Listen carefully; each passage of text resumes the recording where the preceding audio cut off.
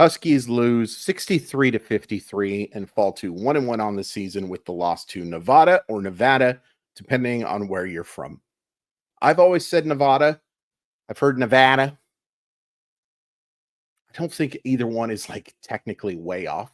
This is not a Puyallup thing. This is a debatable, but I think it's Nevada. That's how I hear most of the locals say it. And Las Vegas, Nevada doesn't flow as well as Las Vegas, Nevada. Anyway, the Huskies were not good tonight. And while I'm not convinced on the pronunciation of Nevada, I'm convinced they are the better college basketball team, especially right now. And there's no real shame in that. I think Nevada's probably a tournament team or right on the cusp of that. I have no real expectations of the Washington Huskies being a tournament team. It won't completely shock me, but it's not like they have to make the tournament for me to consider this a successful season. It'd be nice. And I've seen flashes from a few players that suggest that that's possible. I think there's going to be some ups and downs for sure to start the year. And tonight counts as a down. But there are some positives. And before we get into them, I do want to thank Simply Seattle for sponsoring the show. They have great stuff for the Huskies, of course, but they also have the Mariners, the Seahawks, the Kraken, the Sounders, the Storm, Huskies, of course, Cougars. You can find it all at Simply Seattle. And no matter what sport you're buying for, use code MOLLYWOP15, MOLLYWHOP15. It saves you 15% off your order. It shows you're paying attention to the shows. And by the way, we recap a whole bunch of stuff here if you're new to the channel. Thank you so much. It doesn't matter which sport you're using. It's going to take 15% off your order. And that's a great deal from a great local business that is run by really great people. So I sure would appreciate you supporting them. You support me by showing you that you're paying attention to the show. And yeah, thank you so much. SimplySeattle.com. Link in the description to make it nice and easy for you. So those positives. The Huskies were bad tonight, but the fact that they were bad on the road and didn't get clobbered, I think is a positive. 10-point game, but the Huskies were in it for the overwhelming majority of this game. I'm not trying to have a moral victory party here, but I am saying that the fact that they were able to stay in this game, even with some really good players, one great, we're going to make that pun a lot, having a really bad offensive game. The fact that they were able to stay in this game is really impressive. So, and again, you may look at Nevada and think, a Mountain West team, you can't beat a Mountain West team on the road and you lose by double digits. Number one, the Mountain West Basketball Conference, rest in peace to it very soon, is really good. And number two, I don't think people realize that Washington was pretty darn bad they do. Most of you do. There's no shame in losing to Nevada. There's no shame in it. If you're going to be a tournament team, you have to beat teams like this, of course. But I've seen just enough flashes in these first two games to suggest that they might be okay. Tournament team, probably not, but okay and competitive. Especially if they can get Tyler Harris to play like he did today. I thought Tyler Harris was the second best player on the floor behind Kobe Saunders for Nevada. Really good two-way game, couple of three-pointers made, nice job defensively, helped on the glass. He's going to be big for the Washington Huskies. He may even need to become the second option. Now, another thing I meant to mention, by the way, is that you're competitive in this game with no DJ Davis. And I know DJ Davis I think he'd be the first to tell you, really struggled in his debut against UC Davis, but a really solid player, a guy that Washington's going to be counting on. You don't have him tonight. And Tyler Harris stepped up. The other guy who really stepped up was Iheanacho. And Iheanacho did not look good against UCD. Certainly looked good tonight. 7 for 10, makes the 1-3, kept the ball moving. We'll talk about ball movement a little bit more in the negative section, but a nice step-up game from him. Jace Butler, only makes 2 of his 6 threes, but his outside shooting, you can tell just when he lets go of the basketball that he has a stroke that is going to allow him to contribute in that regard. I thought he played really well. Now, got off to a great start and then slowed down a little bit and played a little more because another freshman did not do so well. But I thought Jace Butler for his debut did a very solid job. I thought Courtwright looked improved. I thought Breidenbach did a nice job in his limited minutes. Boy, he is not the most athletic guy in the whole wide world, but a very solid backup for Kepnang. And we'll talk about Kepnang more in the next section. But those are really your positives. You didn't get crushed while not having one of your best players on the road against what I think will probably be a tournament team in Nevada. Keep making that joke throughout this video. There's nothing I can do about it. But I thought that there were some signs that were okay in this game. There was also a lot of negatives. The ball movement is just not good. 9 assists tonight. And assists could be a little overrated, but only 9 assists on 19 field goals made. And we'll talk about that in a second. That's not going to get the job done. That's just not going to get the job done.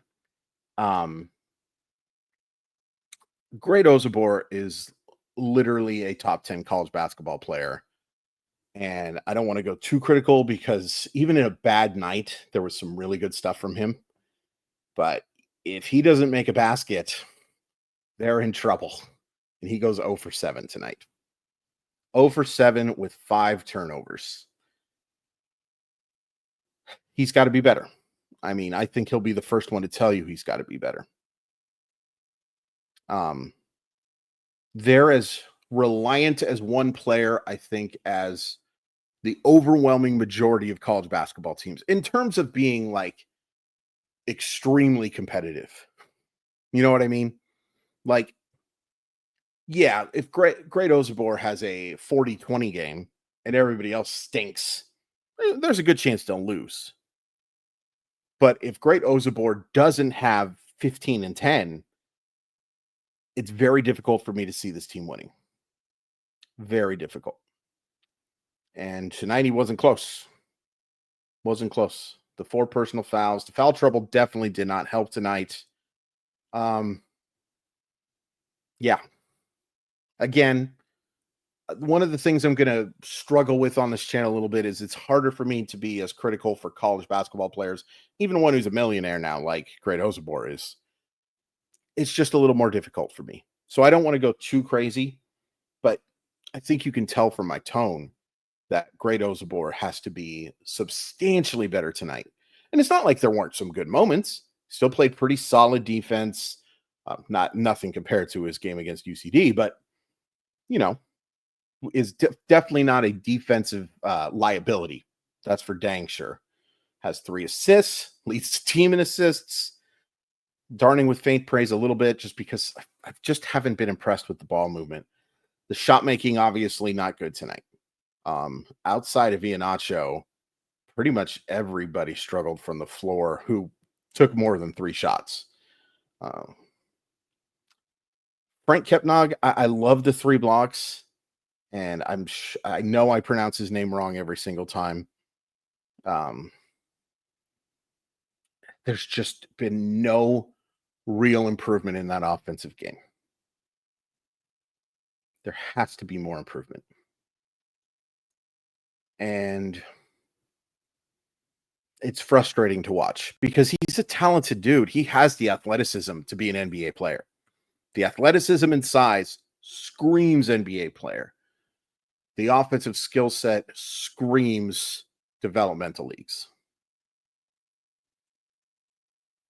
Washington will not win if you're getting 1 of 4 from that dude. Mason struggled. I thought some of the shots he took were pretty questionable tonight as well. Zoom Diallo, after impressing so much, and look, this is what freshmen do. I know we've been spoiled. Maybe Washington hasn't been as spoiled as some other teams, but we just have such high expectations for freshmen now, mainly because freshmen are playing against other freshmen, right? But there are still examples, plenty of them, where freshmen will have inconsistencies. And I think we saw a really good example of that tonight, where he just wasn't effective, and he didn't get much of a chance to be effective. All the long-term ability, or all the belief in his long-term ability, I should say. But tonight wasn't it. Tonight wasn't it. And this bench, I really struggle to see it being good enough. I really struggle seeing it being good enough. And you need, because you only have one upper echelon player, you need the collective to be a lot better. And scoring 53 points, turning the ball over 14 times, only making a little bit over a third of your shots, literally one shot away from being exactly 33% or 33.3 with a bunch of remainders. It ain't going to get it done. And it doesn't really matter where you're playing. So I'm disappointed in how they played. The result doesn't really disappoint me. I kind of chalked this one down as an L. And now we get 8 days off where they take on the mighty UMass Lowell. I'm always curious. I love to click on these games and take a look and see what ESPN has them as the percent chance of Washington winning.